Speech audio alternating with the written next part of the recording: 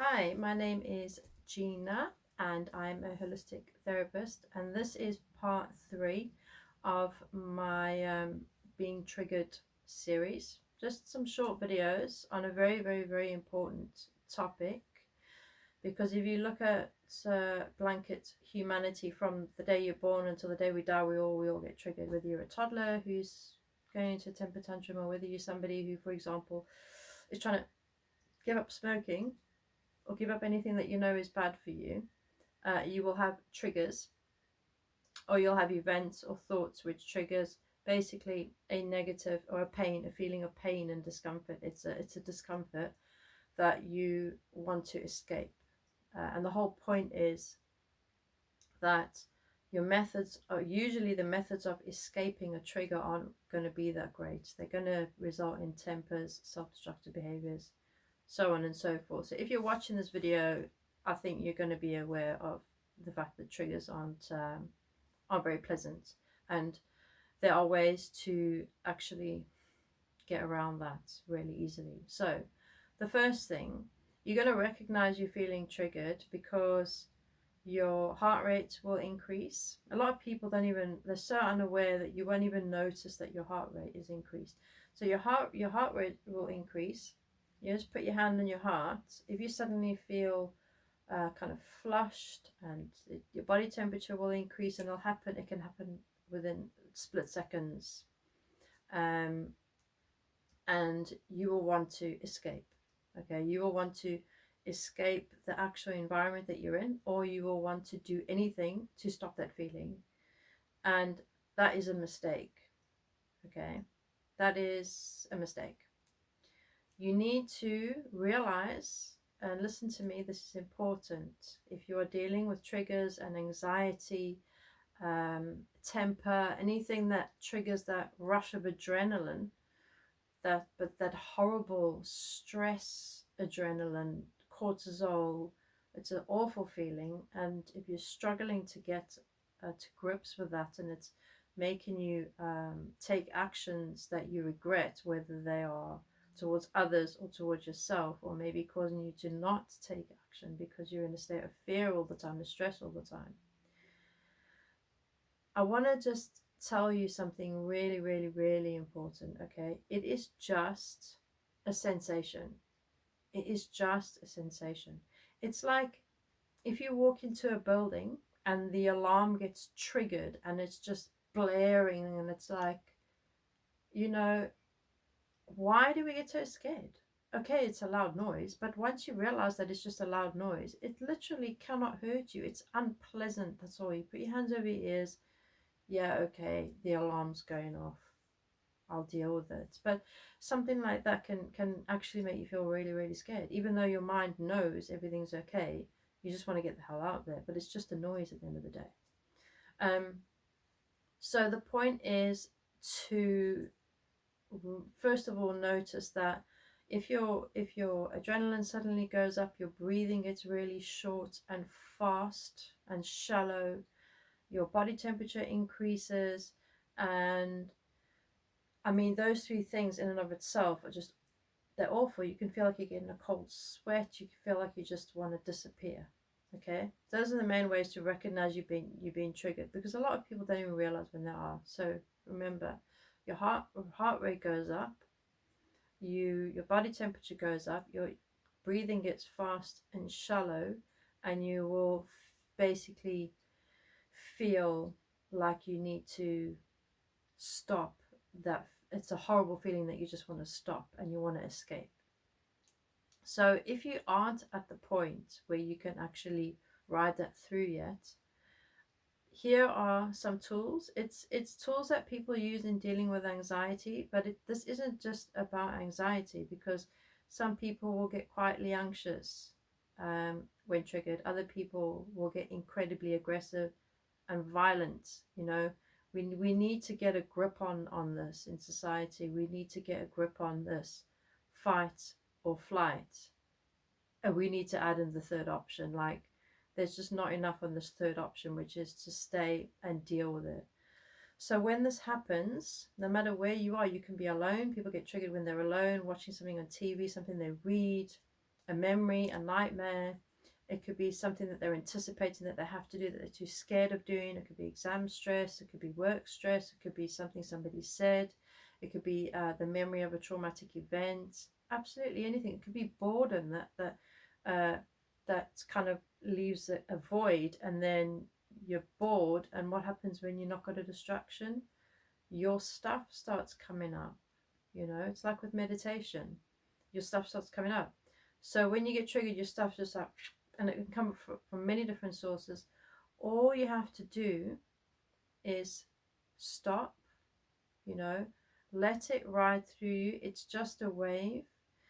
It's just a wave, because remember, your mind and your thoughts, something's happened in your mind that's caused your body to respond in that way. So you, like I said, you've either seen something, heard something, read something, you've had a nightmare, a dream, um, something in your mind has happened to cause your body to respond in that way.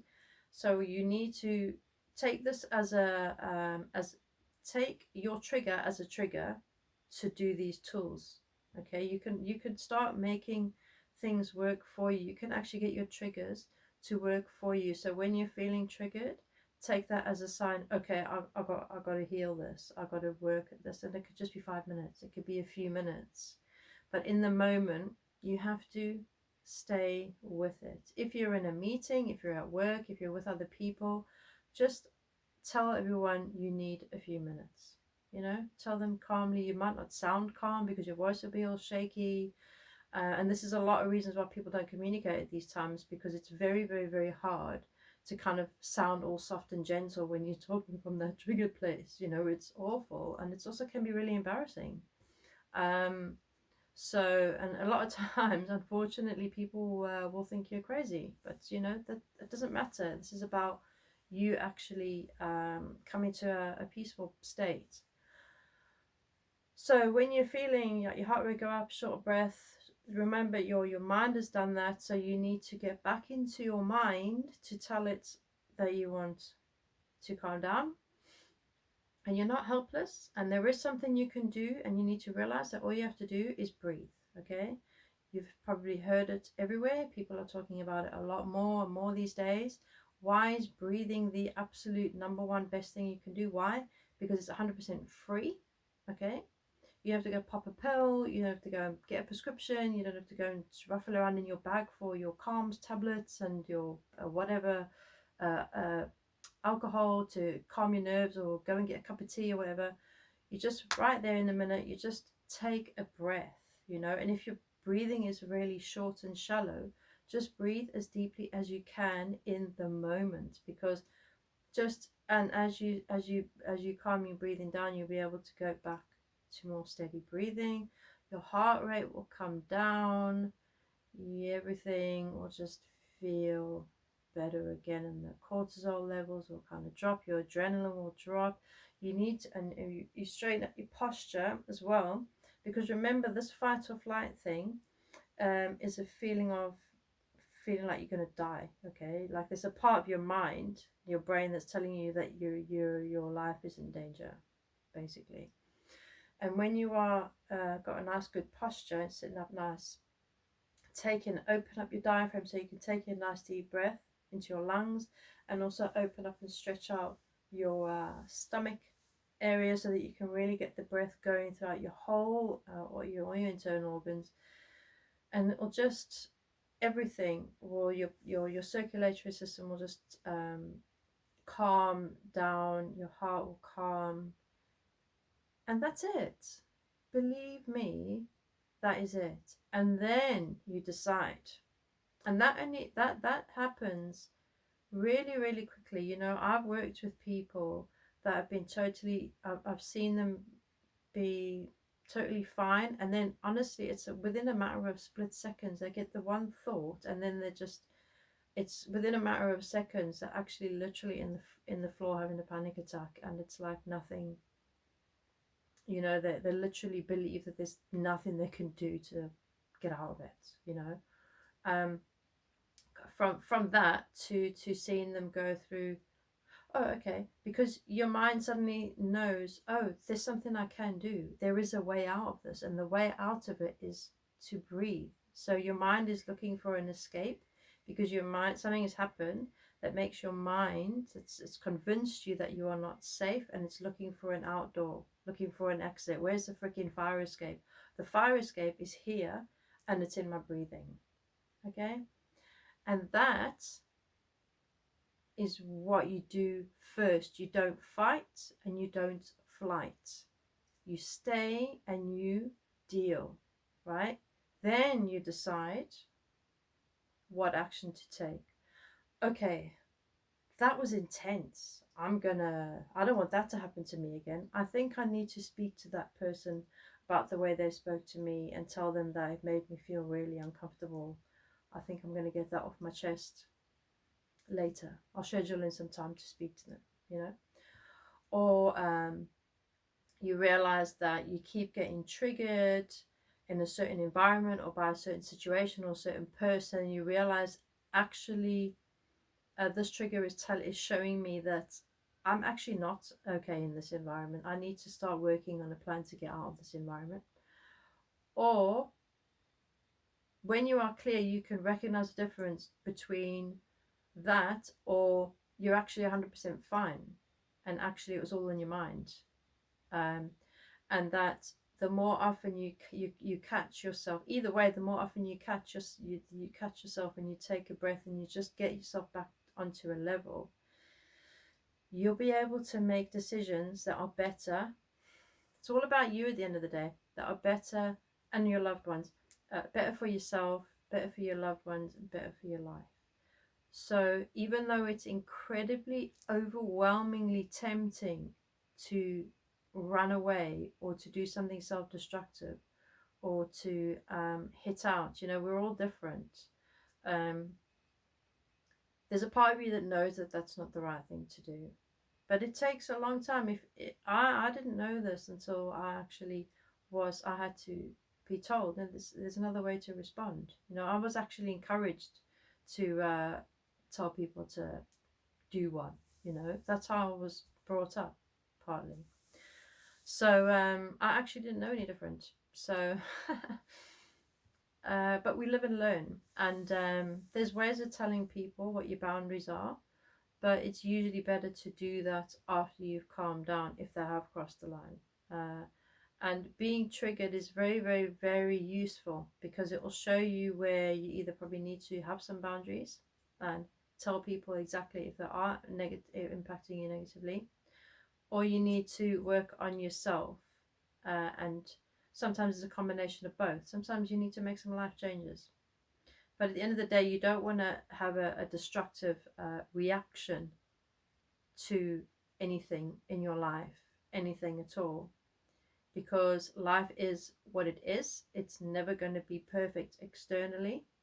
And when you can learn to deal with things that are scary, stressful, uncomfortable in a calm way in the moment. I'm not telling you to tolerate um, dangerous situations or anything like that, or situations that are bad for your mental health, anything like that. But you need to deal with that initial adrenaline response, just a few minutes, and then communicate and take action from that place, because it will work out a lot better for you in the long run. And I'll tell you what, you'll feel empowered. You won't feel controlled, because when you react from your triggers, you are letting everything control you. Basically, you're just like a puppet. Uh, and why give anyone or anything the power over you like that? No, you don't want that. You want to feel empowered. You want to take a nice deep breath. You also don't want your mind to be boss over you when it's being a bully. Like, don't let your mind bully you either. Don't let your mind convince you that running away or doing something painful to yourself or doing something self-destructive or hurting someone else or taking any sort of other negative action is a good idea, because it's not. That's when your mind is not being your friend. You need to get your mind on your side. You need to show it who's boss and get it to play ball, basically. So Um, yeah, if you would like to work with me on dealing with triggers, whether or not you're aware of them, if you recognize anything I've been talking about, I have been through it. I still deal with it. I will get triggered for the rest of my life, but I know how to use that energy now, and I know how to see the lessons in what's coming at me.